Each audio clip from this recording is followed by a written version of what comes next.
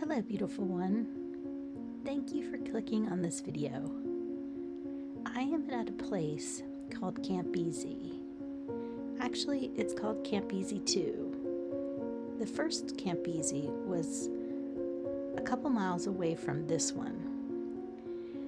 This place was owned by my grandparents and passed down through the generations. I have been coming here since I was very small, a little girl, and I just love it. It's my favorite place on earth. It's nestled into the foothills of the Blue Ridge Parkway in Virginia, and every year my family ascends here for a long weekend in the fall to celebrate family and to celebrate the changing of the seasons. So I thought, while I was creating this new painting, which is part of my new series, that are some landscape paintings inspired by the old masters' Dutch paintings. While I'm painting this, I thought I would just talk to you about this place and the new series, this series that I'm painting, and what I've been enjoying and what I've been trying. Last week's video was just a silent video, so I didn't share my thoughts. I will intersperse some some videos of just nature shots and things going on. So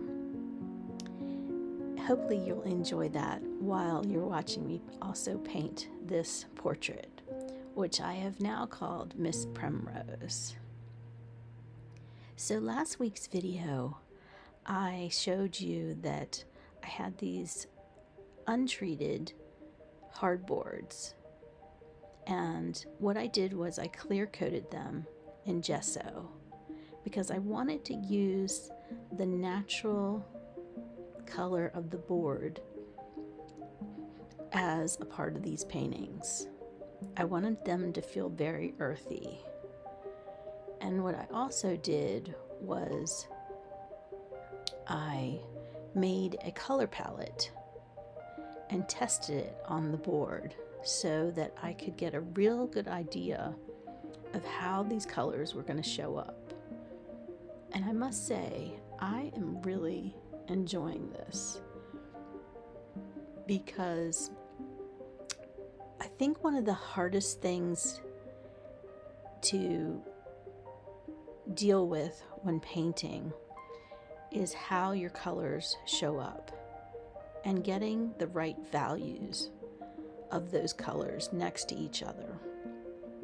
So doing the prep work can take some of that guesswork out, and I think your painting flows much faster maybe not faster, but just more enjoyable in my mind, because you're not constantly struggling to figure out what to do. It almost felt like paint by numbers. I'm going to be honest. It felt like cheating almost, which I don't think is a bad thing, because you still have to do the work. You still have to figure out what color and how to mix it and how to put it next to another color to make it show up, to make it shine, to make it have perspective or depth or volume. So those are the things that I've learned from this new series so far. And I've truly enjoyed this new way of painting. I can't say that I'll do it for every painting, but it's definitely been eye-opening and a learning process that has value, I believe. So this is part of my new series, which is Dutch Old Masters inspired. And when I say that, it just means that I wanted the illuminated, how do you say it? Kind of the moody, dark, illuminating landscapes that they do. But you will see with each painting that I have created that I go off script, that I don't follow exactly what my reference image is. I just intuitively mix the colors, and if I like it, then I leave it and don't worry about if it's exactly or not. I think us as artists should do that, whether we're copying from real life or copying from a photo or a reference from AI. I think part of the creative process and the fun part is adding our own little unique stamp, our own little footprint or fingerprint to the picture. I often thought when I started out painting that I didn't have a style. I felt like I was all over the place. And sometimes I still feel that way, because I like so many different styles. And to be kind of constrained to one, it my brain just doesn't go there. But I think as an artist, you put your stamp on it no matter what. And if you get good at copying, then that's what you'll get good at. But if you get good at listening to yourself and honing into that intuitive spirit where you just intuitively mix colors, you intuitively put them next to each other. One of the things I think that I have improved on greatly lately is just intuitively knowing how to change a color. Like if I put it down, I used to just put it down whether it was right or wrong.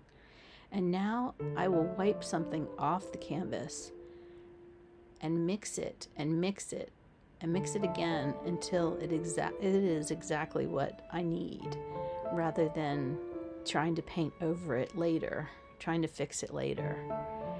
I think there's great value in getting it right the first time.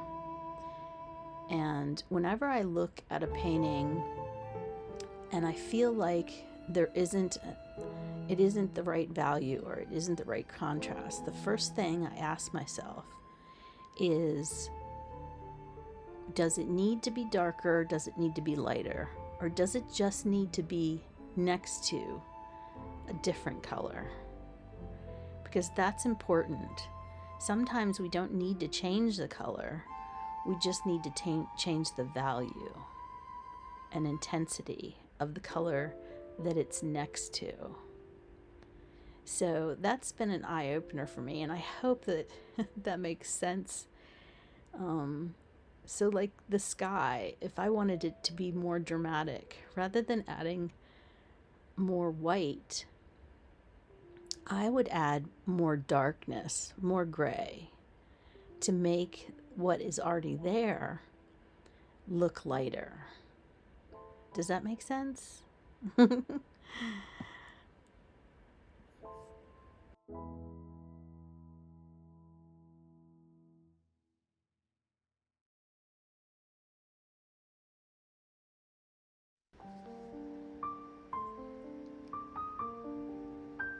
So one of my favorite things to do on my way to the cabin is to go antiquing and thrift store browsing. And on my way here, I happened to find a few frames. And I specifically looked for 8x10s because I knew I was going to be working on this project. So I have 2 frames. That was the first one, and this is the second one. You'll have to let me know which one is your favorite.